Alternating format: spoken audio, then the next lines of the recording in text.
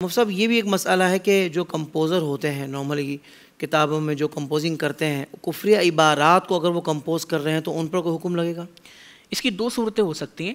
ایک تو یہ ہے کہ وہ کفریہ کلمات لکھوانے والا کوئی غیر مسلم ہے اور وہ معاذاللہ کسی غلط ارادے سے کفریہ کلمات لکھوا رہا ہے. نبی کریم صلی اللہ علیہ وسلم کی شان میں معاذاللہ توہین پر مبنی کلمات ہیں یا اللہ تبارک و تعالیٰ کی شان میں گستاخی پر مبنی کچھ کلمات ہیں. تو اس صورت میں کمپوزر کا یہ کلمات کمپوز کرنا ناجائز و گناہ ہے. اس کا کمپوز کرنا بھی گناہ ہے اور جو چھاپنے والا ہے اس کا چھاپنا بھی گناہ ہے. لیکن اگر بالفرض وہ کمپوز کر دیتا ہے اور وہ اس کا اعتقاد نہیں رکھتا تو اس پر حکم کفر نہیں ہوگا، لیکن اس کا کمپوز کرنا حرام ہے. اب دوسری صورت آ جاتے ہیں کہ بسا اوقات فتاوی میں کسی کی کفر کو ظاہر کرنے کے لیے وہ کفری عبارت نقل کروائی جاتی ہیں اور اس سے مقصود یہ ہوتا ہے کہ فلاں شخص ہے کہ جو یہ کلمات کہتا ہے تو اس پر حکم کیا ہوگا.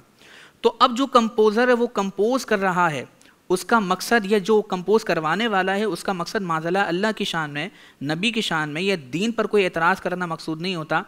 تو اس کا مقصد اللہ کی شان میں، رسول کی شان میں بے ادبی یا دین پر معاذاللہ کوئی اعتراض کرنا مقصود نہیں ہوتا، بلکہ کسی کے کفر کو ظاہر کرنا مقصود ہوتا ہے.